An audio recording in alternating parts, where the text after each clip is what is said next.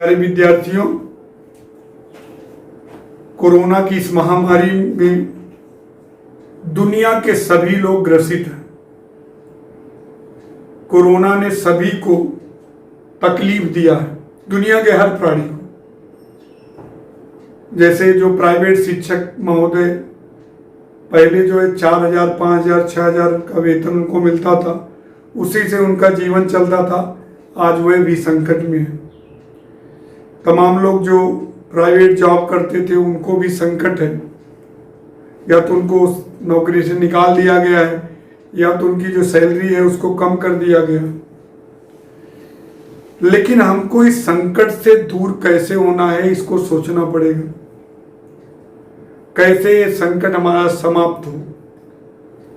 UP सरकार ने अच्छे प्रयास किए हैं, जिससे यहाँ उतना प्रभाव नहीं है, परंतु जागरूकता की कमी आ रही है। तो आप डिप्रेस बिल्कुल ना होइए। आपके अंदर वो क्षमता है जिससे हर समस्या से आप निकल सकते हो। समस्या से निकला कैसे जाए, आप कोशिश करिए, छोटी छोटी खुशियों को सेलिब्रेट करिए। महापुरुषों के बारे में जानिए। IAS, IPS जो संघर्ष करके अपने जीवन को परिवर्तित किए हैं, उनका इंटरव्यू देखिए। आप ये देखिए कि जीवन में कैसे खुश रहा जा सकता है। मैंने तमाम जगह ये देखा है कि बड़े बड़े लोग भी अवसाद में चले जा रहे हैं, जिनको कोई समस्या नहीं, पैसे की कोई समस्या नहीं, फिर भी वो उस लेवल से थोड़ा नीचे आ रहे हैं, इसलिए उनको दिक्कत हो रही है। ऐसा नहीं।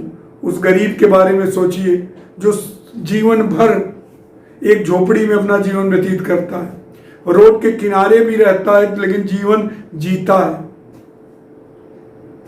खासकर मैं विद्यार्थियों से कहना चाहूंगा कि आप अपने सिलेबस का बिल्कुल भी दबाव अपने ऊपर ना लें।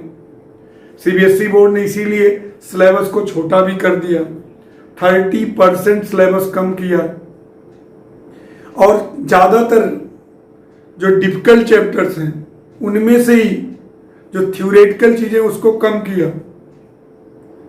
तो आपको मुझको एक कहते हुए हमेशा गर्व महसूस होता है कि आप अवसाद में नहीं रहेंगे। आपको दुख नहीं होना चाहिए।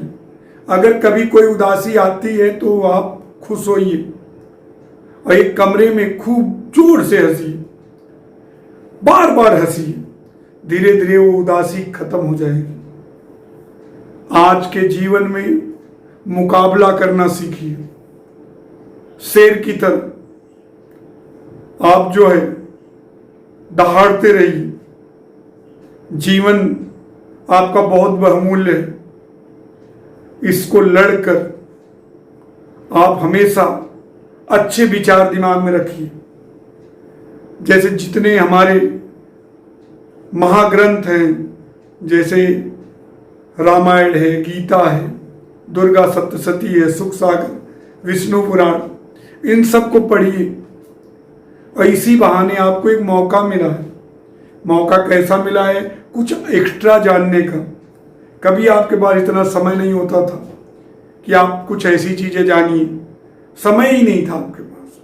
न तो समय था, न तो आप समय देते थे। व्हाट्सएप की दुनिया में, फेसबुक की दुनिया में हम इतने अपना समय इतना उसमें दे देते हैं कि हमको कभी भी इन महाग्रंथों को पढ़ने का समय नहीं मिलता है। आप रामचरितमानस की चौपाइयों को पढ़िए और उसका अर्थ जानने की कोशिश करिए। बहुत सारी चीजें आपको मिलेंगी। मैं ये कहता हूं कि आप जीवन में संघर्ष को, आपका संघर्ष अब स्टार्ट हो चुका है। मैं मानता हूं इससे आपको बहुत जल्द राहत मिलेगी, बहुत जल्द, क्योंकि सरकार का जो प्रयास है बहुत ज्यादा अच्छा है। बहुत जल्दी हमको पॉजिटिव रिजल्ट भी मिलने वाला है। मैं इतना कहना चाहूंगा कि केवल वैक्सीन ही इस बीमारी का हल नहीं है। सजग रहना पड़ेगा, सतर्क रहना पड़ेगा, लापरवाही नहीं करनी होगी। यदि हम लापरवाही करेंगे तो हमको मुश्किलों का सामना करना पड़ेगा। सजग रहिए, सतर्क रहिए और जीवन में सदैव जब कभी भी कोई समस्या हो तो उसको एक परीक्षा मानिए और उससे लड़ने की कोशिश करिए।